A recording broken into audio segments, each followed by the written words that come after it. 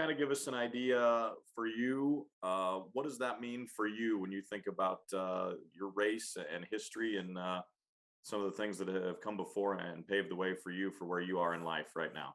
To get away from baseball just for a second, it's just a month to think back and reflect and to learn like what the black community has done for this country. Like every year I learn new things about things that black people have brought or invented or created for this country that we use every day that you never even like they never get the credit for. You never even realize that a black person might have contributed in that way.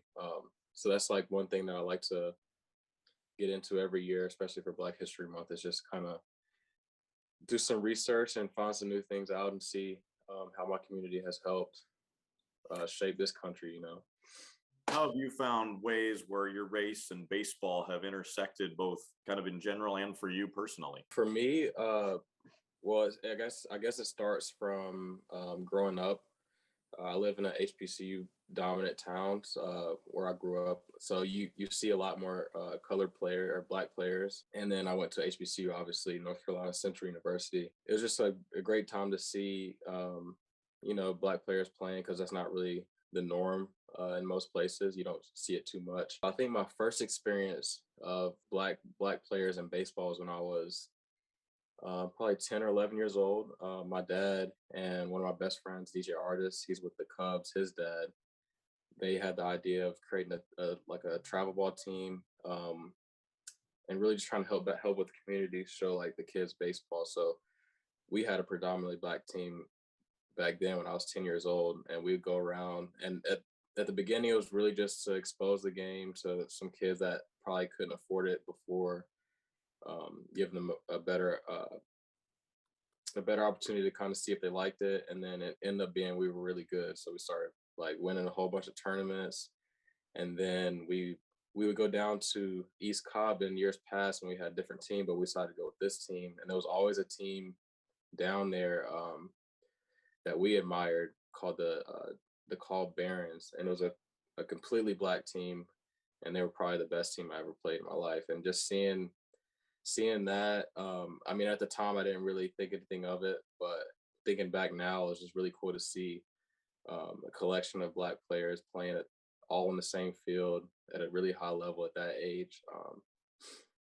And I think the game's starting to get more towards that, like there's because you're starting to see more big league players from our race playing and being more outspoken and trying to get back to the game. So I think we're in a really good direction. But playing at HBCU, kind of the same thing. Like our whole conference was predominantly black, so majority of our games we played while I was in college was against mostly black players. So just seeing from a young age all the way through college, it's pretty cool. And then also with the Mariners, for the years that I've been here, we've had some of the highest numbers of black players in all of baseball. So it's just really cool to see as I've gotten older, more and more black players playing. It obviously can be better. It's just, I think the game's getting back to where it was back in the day where kids grew up wanting to play baseball, not just basketball or football. What does it mean to you to be playing baseball, which was the sport that broke the color barrier for professional athletics with Jackie Robinson and has such a rich history with the Negro Leagues as well, that's finally getting a light shined on it now in this day and age? It's always been my first love. Like my dad would tell me stories of when I was old enough to walk. I was like, he was tossing me the ball and I was hitting it or I was throwing it and stuff like that. So it was always my first love. Like even when he introduced me to other sports like soccer, basketball, football, it was always baseball. I had to play baseball.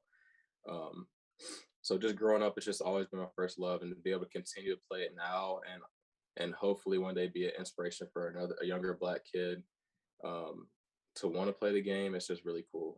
I really appreciate it. Talk about those historically black colleges and universities. It seemed like they're making a comeback and folks are going, hey, you can get a really good education here and be part of something special. Is that kind of how you see it now too? Unfortunately, with the pandemic and everything that happened that year, it kind of opened people's eyes to what a HBCU could offer. So that's in a bad time, kind of a good thing came out of it. But yeah, like when I was coming up, like the first thought wasn't going to HBCU. Like I was trying to go to the best school for baseball I could, and it just happened that the stars aligned. I ended up at Central, and like I wouldn't change it for anything. Like if there's any players that are getting approached by HBCUs that aren't really sure if they should go to that school or try to go to a bigger like Power 5 school or something. I would err on the fact that you're going to play right away at HBCU. You're going to get the same education, and just that experience, the campus life is just going to be different. Like when I stepped on Central's campus, the main thing that drew me in was I felt like I was at home.